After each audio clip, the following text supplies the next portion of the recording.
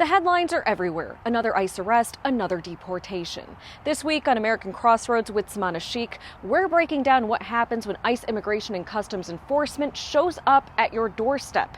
What are your constitutional rights? And how does the Fourth Amendment protect you when federal immigration agents come knocking?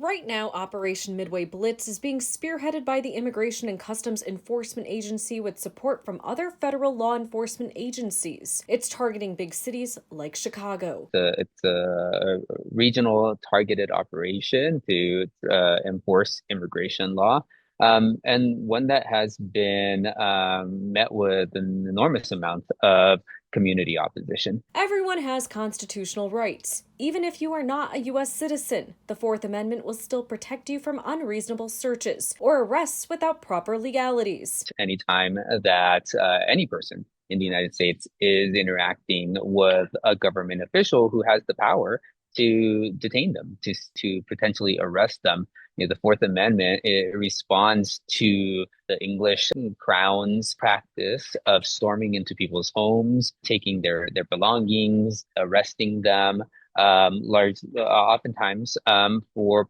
political reasons. The Fourth Amendment says the right of the people to be secure in their persons, houses, papers, and effects against unreasonable searches and seizures shall not be violated. Let me break that down for you. ICE can't enter your home without a warrant signed by a judge, even if they suspect you're undocumented. But it gets tricky. Sometimes ICE can use administrative warrants signed by immigration officers, not judges. Those warrants don't give them the right to enter your home without permission. But are there differences when it comes to home raids versus street encounters?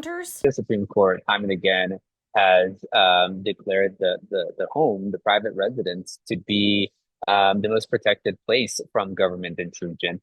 That means outside the home, we are more susceptible to having government agents intrude into our activities. But workplaces count as a private business. Yeah, the folks who own those properties can also limit the extent to which law enforcement officers storm into their home, into their businesses, absent a warrant. Now, if ICE or some other law enforcement officer has a warrant that is issued by a judge, a state or federal judge, then of course they can come in. If ICE agents come to your home, remember to stay calm and don't open the door. You can speak through the door and ask to see a judicial warrant. You can also ask to see the warrant through a window or under the door. If it's not judicial, you don't have to let them in. Do not sign any documents without speaking to a lawyer. You have the right to remain silent. Now, you can ask for a lawyer and refuse to sign any documents. Unlike criminal cases, immigration detainees don't get an automatic public defender, but you have the option of hiring your own legal aid.